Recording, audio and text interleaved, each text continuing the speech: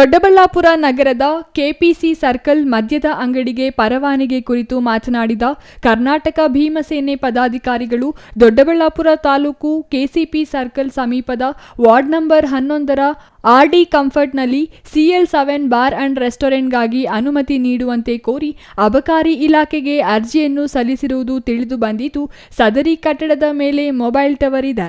Parking ಇಲ್ಲದ ಜಾಗವಾಗಿದ್ದು, ನಿಯಮಗಳನ್ನು ಅನುಸರಿಸದೆ ಅನುಮತಿಗಾಗಿ ಅರ್ಜಿ ಸಲ್ಲಿಸಲಾಗಿದೆ ಎಂದು ಆರೋಪಿಸಿದರು. ಏನು ನಾವು ಅಬಕಾರಿ ನಿರೀಕ್ಷಕರು ದೊಡ್ಡಬಳ್ಳಾಪುರ ಕಚೇರಿಯಲ್ಲಿ ಬಂದು ಇವತ್ತು ನಮ್ಮ ಪ್ರಬುದ್ಧ ಕರ್ನಾಟಕ ಭೀಮಸೇನೆ ವತಿಯಿಂದ ಇವತ್ತು ಮನವಿಯನ್ನು ಸಲ್ಲಿಸಿದ್ದೇವೆ. ನಮ್ಮ ಉದ್ದೇಶ ಏನು, KCP ಸರ್ಕಲ್ ಹತ್ತಿರವಿರುವಂತಹ RD ಕಾಂಪ್ಲೆಕ್ಸ್ BN ನಾಗರಾಜು ಎಂಬುವವರು CL7ಗೆ ಬಾರ್ ಆ್ಯಂಡ್ ರೆಸ್ಟೋರೆಂಟ್ಗೆ ಅರ್ಜಿಯನ್ನು ಸಲ್ಲಿಸಿದ್ದು, ಆ ಅರ್ಜಿಯು ಸಹ ಕೂಲಂಕುಷವಾಗಿ ಅಧ್ಯಯನ ಮಾಡಿ ಕೆಲವೊಂದು ನಿಯಮಗಳನ್ನ ಪರಿಶೀಲನೆ ಮಾಡಿ ಸ್ಥಳಕ್ಕೆ ಭೇಟಿ ನೀಡಿ ಸ್ಥಳ ಪರಿಶೀಲನೆ ನಡೆಸಿ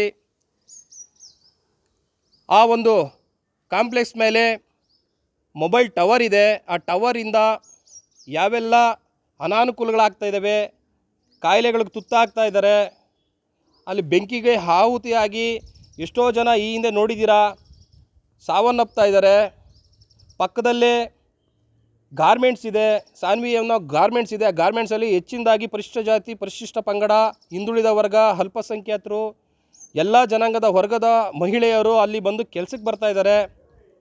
ಅಲ್ಲಿ ವಿಶೇಷವಾಗಿ ಬಹಳ ಮುಖ್ಯವಾಗಿ KCP ಸರ್ಕಲ್ನಲ್ಲಿ ಬಸ್ ಸ್ಟ್ಯಾಂಡ್ ಇದೆ, ಬಸ್ಸು ಅಲ್ಲೇ ನಿಲ್ಲಿಸುವ ಒಂದು ಸ್ಥಳವಾಗಿದೆ. ಆ ಸ್ಥಳದಲ್ಲಿ ಶಾಲಾ ಮಕ್ಕಳು, ಕೊಂಗಾಡಿಯಪ್ಪ ಕಾಲೇಜು ವಿದ್ಯಾರ್ಥಿನಿಯರು ಮತ್ತು ಪ್ರೌಢಶಾಲೆಯೂ ಸಹ ವಿದ್ಯಾರ್ಥಿ ಮಕ್ಕಳು ಮತ್ತು MSV ಪಬ್ಲಿಕ್ ಸ್ಕೂಲ್ನ ಮಕ್ಕಳು ಸಹ ಅಲ್ಲಿಂದ ಆ ರಸ್ತೆಯಲ್ಲೇ ಹಾದು ಹೋಗುವಂತಹ ಸ್ಥಳವಾಗಿದ್ದು, ರಸ್ತೆಯಾಗಿದ್ದು,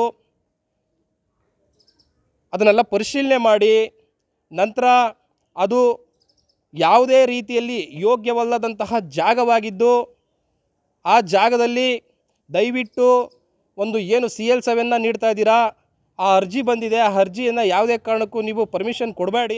KCP ಸರ್ಕಲ್ನಲ್ಲಿ ಬಸ್ಗಳು ನಿಲ್ಲಿಸುತ್ತವೆ. ಅಲ್ಲಿಂದ ಕಾಲೇಜಿನ ವಿದ್ಯಾರ್ಥಿಗಳು, ಶಾಲಾ ಮಕ್ಕಳು ಓಡಾಡುವ ರಸ್ತೆಯಾಗಿದೆ.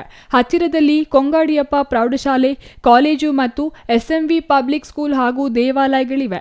ಪಕ್ಕದಲ್ಲೇ Sanvi clothing private limited garments ಇದ್ದು, ಅಲ್ಲಿ ತುಂಬಾ ಜನ ದಲಿತರು, ಹಿಂದುಳಿದ ವರ್ಗ, ಅಲ್ಪಸಂಖ್ಯಾತರು, ಕಡು ಬಡವರು, ಮಹಿಳೆಯರೇ ಕೆಲಸ ಮಾಡುತ್ತಿದ್ದಾರೆ ಎಂದು ಹೇಳಿದರು. ಈಗಾಗಲೇ KCP ಸರ್ಕಲ್ನಲ್ಲಿ ಹೆಚ್ಚು ಅಪಘಾತಗಳಾಗಿ ಸಾವನ್ನಪ್ಪಿದ್ದಾರೆ. ಮತ್ತೆ ಬಾರ್ ಅಂಡ್ ರೆಸ್ಟೋರೆಂಟ್ ತೆರೆಯಲು ಅನುಮತಿ ನೀಡಿದರೆ ಸಮಸ್ಯೆಗಳು ಮತ್ತಷ್ಟು ಹೆಚ್ಚಾಗಲಿವೆ.